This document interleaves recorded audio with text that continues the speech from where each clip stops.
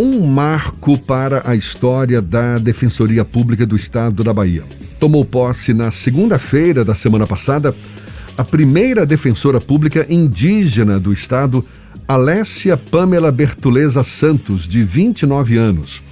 Integrante da comunidade Tuxá, do município de Rodelas, norte da Bahia, Alessia foi aprovada em 7º lugar no 8º concurso para a carreira. A nova defensora pública Alessia Pamela Bertoleza Santos é nossa convidada, é com ela que a gente conversa agora. Parabéns pela conquista, antes de mais nada, seja bem-vinda. Bom dia, Alessia. Olá, pessoal, bom dia. Muito obrigada, Jefferson, alegria estar aqui com vocês hoje. Prazer todo nosso, você, primeira defensora pública indígena da Bahia. Qual mudança de olhar a Defensoria Pública do Estado deve ter a partir de agora com a sua atuação, Alessia? Bom, embora a minha chegada seja recente na Defensoria Pública, não só da Bahia, né, na Defensoria como um todo, porque com a minha aprovação, a Defensoria da Bahia acaba sendo a pioneira no país em ter entre os seus membros um indígena.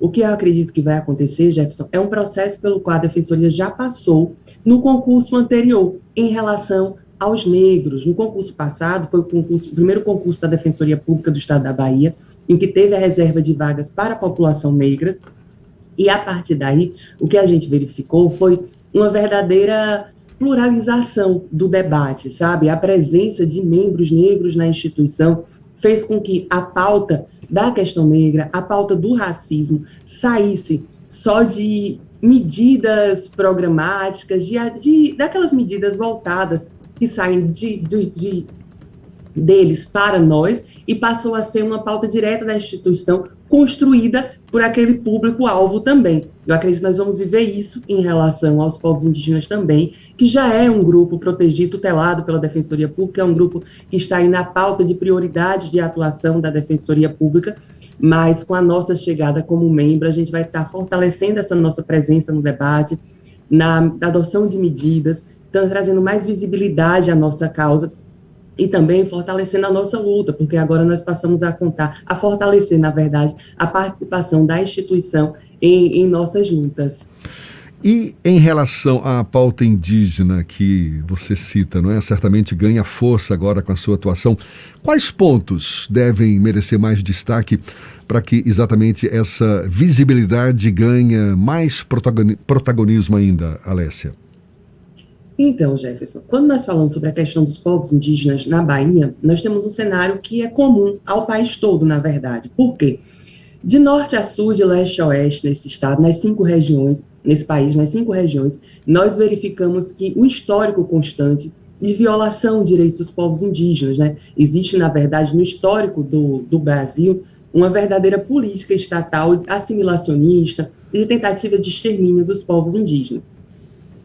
Os pontos de pauta são muitos, as demandas são muitas. Embora quando a gente fala sobre povos indígenas, sempre vem à mente a pauta do território, que é de fato uma pauta extremamente importante, uma pauta que é um problema que assola praticamente todos os povos indígenas do país, porque ou nós estamos reivindicando o território, a demarcação do nosso território, ou nós estamos diante de um grupo que tem seu território demarcado e deveria estar protegido legalmente, mas vive buscando para assegurá-lo, lutando para assegurá-lo, para garantir a sua permanência nesse território.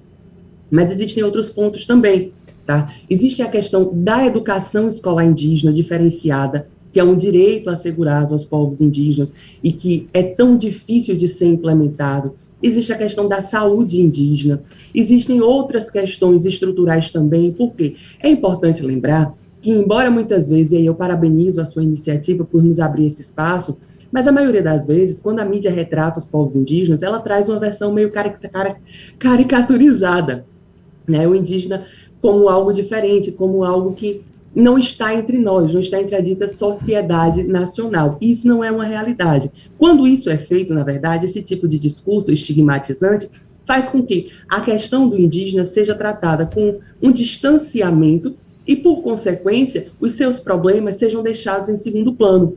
Quando a gente reconhece que os povos indígenas estão efetivamente presentes na sociedade brasileira, inclusive antes mesmo disso aqui ser Brasil, né, e que há demandas como há demandas comuns a toda a população, além das demandas específicas desses povos, a gente verifica, a gente reconhece que nós estamos diante de um grupo historicamente excluído e, em razão disso, um grupo vulnerabilizado, um grupo que muitas vezes está à margem da sociedade no que diz respeito a direitos fundamentais básicos, né? Então, eu reitero, embora a gente tenha a questão do território, que seja uma pauta importantíssima, nós temos muitas outras demandas que dizem respeito diretamente ao acesso a direitos básicos, direitos assegurados a todos os cidadãos, inclusive aos povos indígenas, que acabam sendo cerceados.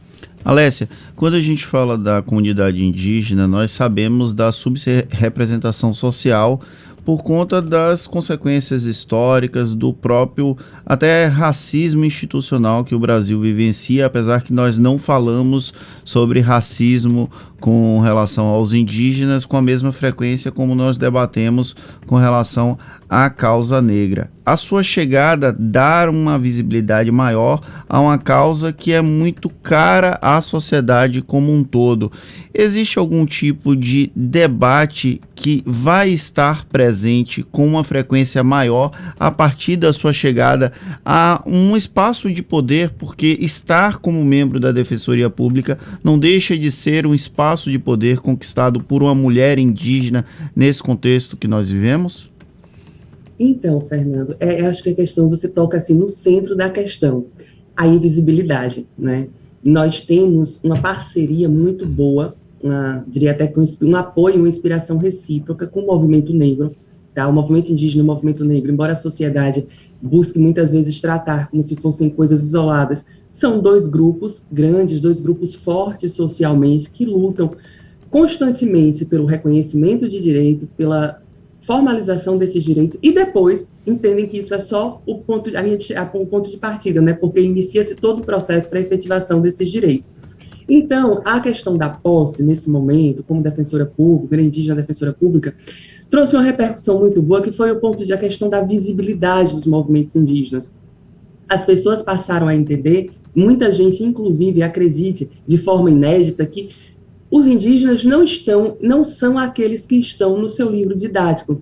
Sabe aquela coisa, todo mundo ali de cabelinho cortado, cocazinho? Não é isso. Os povos indígenas, eles não estão apenas isolados, nós estamos em todos os lugares.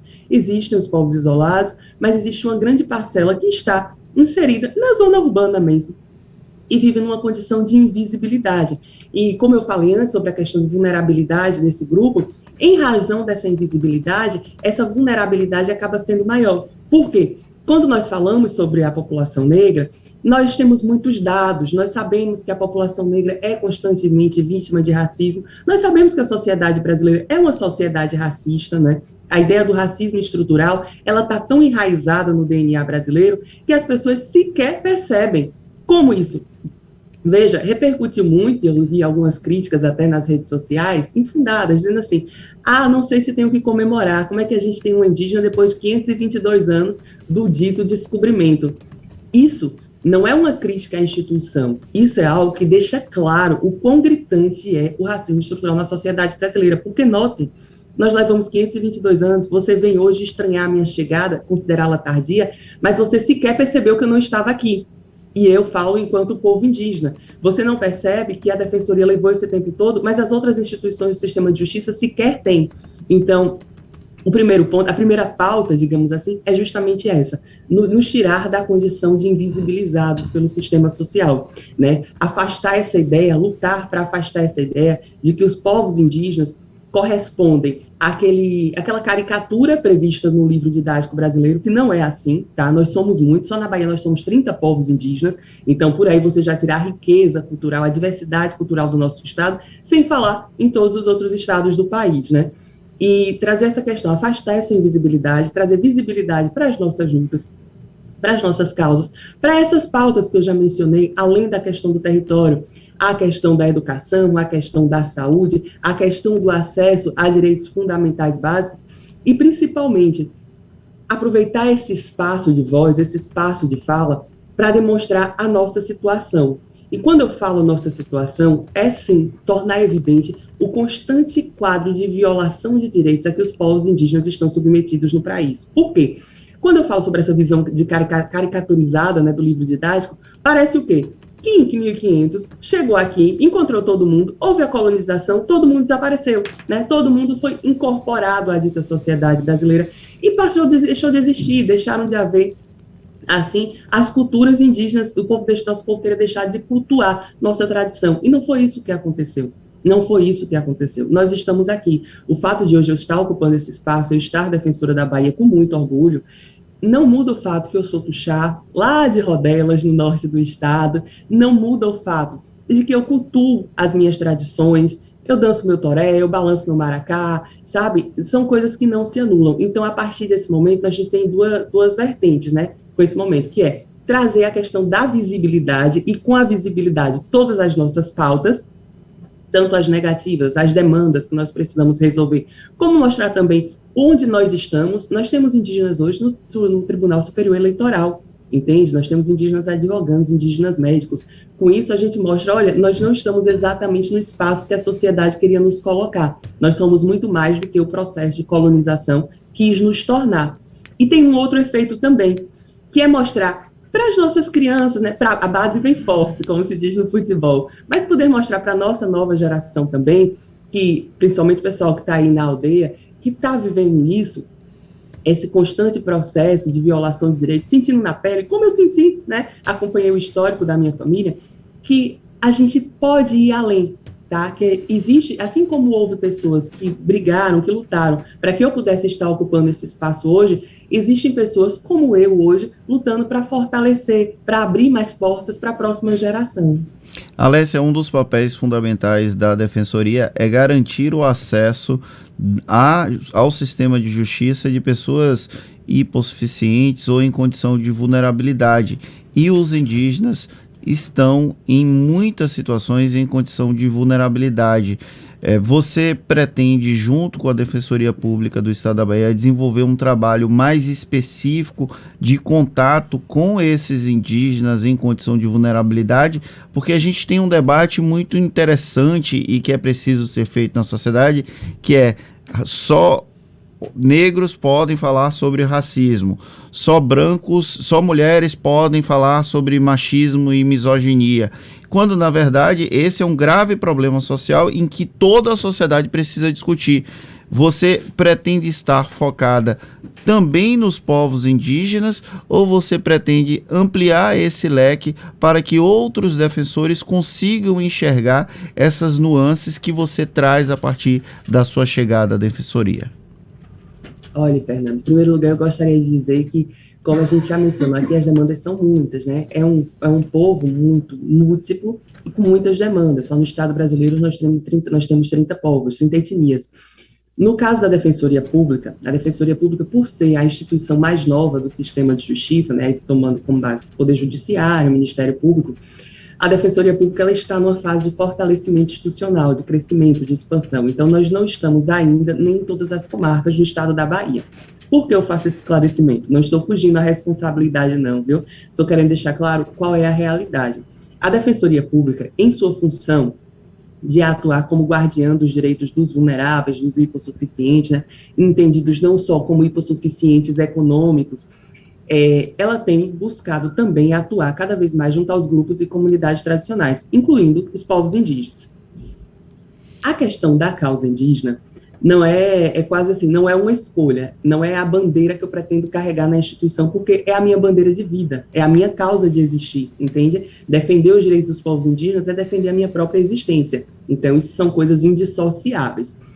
Na perspectiva institucional, o que a gente verifica, talvez seja esse um dos pontos que fez com que eu tenha me interessado pela carreira também, é justamente essa maior atenção, esse maior fortalecimento da instituição no atendimento desse tipo de demandas, tá? No atendimento das demandas dessas populações.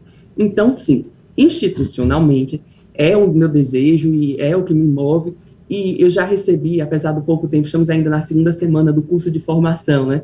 Mas a receptividade da instituição já deixou claro que há espaço para nós fortalecermos essa atuação da Defensoria em relação aos povos indígenas, em relação aos direitos dos povos indígenas. Só que, como eu dizia, é uma questão que tem que ser trazida para a instituição. Quando a gente chega para ocupar espaço, quando a gente chega adentra as portas da Defensoria como membro, não necessariamente como assistido, é uma forma de trazer o debate de dentro, tá? É uma forma de trazer o debate, pautar essas questões de dentro, e aí provocar toda uma atuação institucional, porque eu tenho plena consciência que eu sozinha não daria conta, né? Se a Defensoria, que é essa instituição tão forte, tão respeitada, tão respaldada e respeitada socialmente, não conseguiu chegar a todas as comarcas, imagine eu, que sou só uma, né? Mas nessa perspectiva, a gente traz justamente essa questão para fortalecer a atuação institucional nessa temática, e a partir disso, claro, eu não sei qual vai ser a minha designação, não sei qual vai ser a minha atuação, a gente só vai saber disso ao final do curso, mas com certeza o meu compromisso é pelo fortalecimento da defesa dos povos indígenas, inclusive a partir da própria instituição, trazendo isso para a instituição, trazendo isso como uma pauta da instituição. E você toca num ponto muito interessante, que é essa ideia de lugar de fala. É um problema que, para julgar, para falar mal, para condenar socialmente o negro, o gay, a lésbica, as pessoas se sintam à vontade. As pessoas, elas não precisam preencher nenhum requisito, simplesmente julga, condena e exclui, tá? Mas para defender, a gente fique restringindo esse espaço. Por exemplo, você, homem branco, pelo menos para a imagem aqui, se você começar a fazer a defesa da questão negra, dos povos indígenas, certamente vai vir um desavisado e vai dizer assim, mas você não tem nada a ver com isso. E vai ter até pessoas que vão dizer que você está querendo se apoderar de um discurso para ganhar visibilidade, para ganhar like, enfim. Eu não concordo com isso, tá? Por quê? Porque é uma luta de todos nós.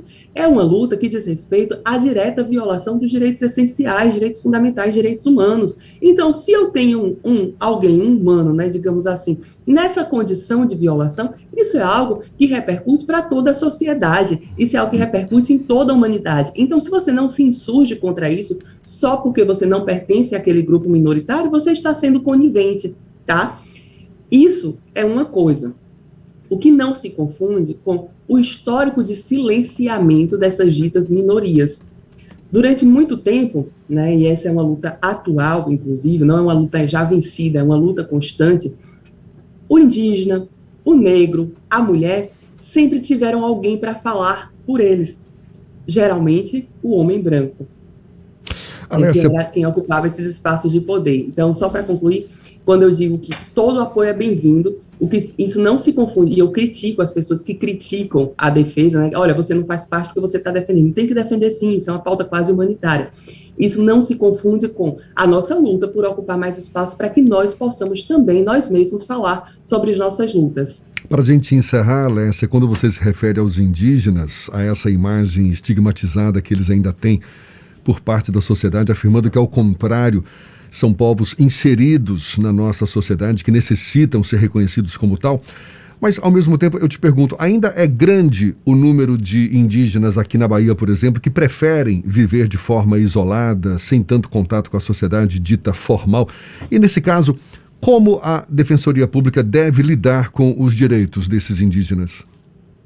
Então, Jefferson, quando eu falo sobre essa questão isolado, integrado, é porque a Lei 6.173, o Estatuto do Índio, uma lei absurdamente inconstitucional, contrária às obrigações internacionais assumidas pelo Brasil, mas ainda vigente, categoriza os povos indígenas em três, né? Os povos indígenas, ou eles estão isolados, sem contato com a dita civilização, ou eles estão integrados, seria o meu caso, né? Já convivo, falo a língua portuguesa e convivo, ou eles estão em vias de integração. Ou seja, a própria legislação que tutela os povos indígenas, a principal lei infraconstitucional, trata nós, povos indígenas, como se estivéssemos percorrendo um caminhozinho rumo à integração. E nesse processo de integração e assimilação, nós estaríamos nos despindo dos nossos costumes, das nossas tradições culturais. Não é assim que funciona, tá? E, lógico, nós temos povos isolados. Não é uma realidade tão comum no estado baiano, é algo mais comum quando a gente pensa mais na região norte, em povos que têm seus territórios, o que não é uma realidade tão comum na Bahia, né, o território indígena, a questão do reconhecimento do território indígena é uma questão muito conflituosa na Bahia ainda, e quando nós falamos sobre, como vai ser o acesso desses povos que, porventura, que estejam isolados, inclusive há povos isolados que nós não temos nem ciência da existência ainda, não foram catalogados, por assim dizer. Veja, o fato de estar vivendo na vida urbana, está isolado ou está vivendo numa zona rural, não afasta desse indígena os direitos que lhe são assegurados.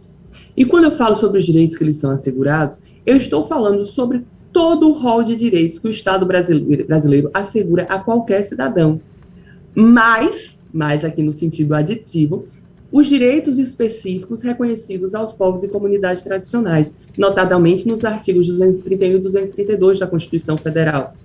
Inclusive, o direito de poder propagar suas tradições, de poder manter sua cultura, preservar seu território, explorar os recursos naturais do seu território, entende? Então, assim, cabe ao Estado, e aí por meio de suas instituições, inclusive a Defensoria, adotar políticas, adotar medidas para acessar essas populações e assegurar a garantia dos seus direitos, que é uma obrigação, tá? E a Defensoria, que tem essa atuação não apenas judicial, como também extrajudicial, passando aí por essa perspectiva também de educação em direitos humanos, tem tido cada vez mais esse papel provocador, né? Esse papel de os defensores saírem mesmo do gabinete e estarem buscando efetivar a função constitucional da instituição, que é essa, está assegurando a garantia dos direitos dos vulneráveis, seja judicial, seja extrajudicialmente, seja na cidade, seja lá onde a gente, a princípio, nem pensaria acessar. Inclusive, aí para finalizar, agradecendo o espaço, agradecendo